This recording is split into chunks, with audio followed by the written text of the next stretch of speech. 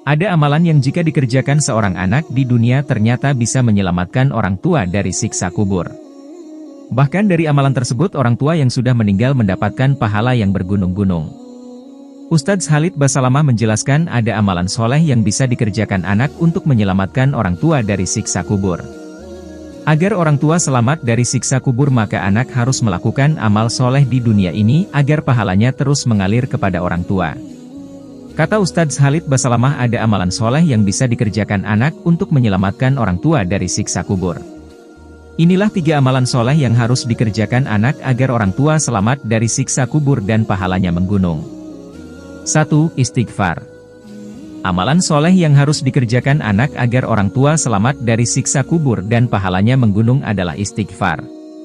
Perbanyak baca istighfar, bertaubat minta ampunan dan rahmat untuk diri sendiri, orang tua, kerabat, dan lainnya. Dalam hadis Bukhari dijelaskan, akan datang nanti seseorang pada hari kiamat diberi pahala bergunung-gunung oleh malaikat. Dan ternyata orang ini amal solehnya banyak dan dia juga selamat dari siksa kubur karena dosanya bisa dikatakan tidak ada, bahkan sedikit sekali. Orang ini bertanya kepada malaikat, dari mana amalan-amalan ini padahal saya tidak pernah mengerjakan. Malaikat menjawab ini istighfar anakmu untukmu karena pada saat beristighfar anakmu sering mengatakan ampunilah dosa kedua orang tuaku, kata Ustadz Khalid Basalamah. Kalau seorang anak sering beristighfar untuk orang tuanya, ya Allah ampunilah dosa kedua orang tuaku, seperti doa yang masyhur. Robbighfirli waliwalidayya warhamhuma kama robbayani shogiro. Doa ini dibaca sewaktu mereka masih hidup maupun sudah meninggal. 2. Ilmu bermanfaat. Ilmu yang bermanfaat yang dimiliki anak dan pernah diajarkan orang tua kepada anak semasa hidupnya bisa menyelamatkan dari siksa kubur. Karena itu, saat masih hidup ajarilah anak-anak dengan amalan soleh.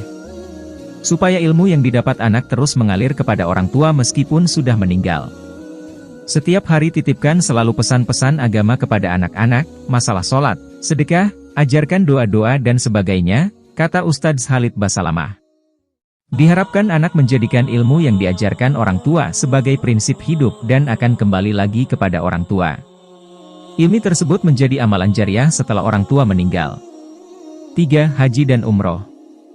Kata Ustadz Khalid Basalamah, dibolehkan bagi anak yang masih hidup menghajikan atau mengumrohkan orang tuanya yang sudah meninggal.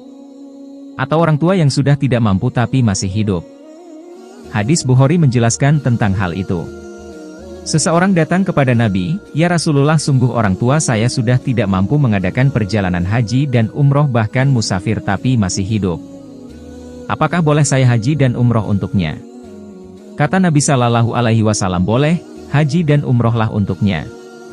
Hadis lain dari Bukhari menjelaskan, ada seorang sahabat yang sedang melakukan haji kemudian berkata, "Ya Allah, aku berhaji untuk keluargaku yang sudah meninggal." Lalu Nabi Shallallahu Alaihi Wasallam mengatakan, "Kau sudah pernah berhaji atau tidak untuk dirimu sendiri?" Dia berkata, "Belum ya Rasulullah." Rasulullah menjawab, "Haji dulu untukmu baru kau boleh haji untuk kerabatmu yang sudah meninggal."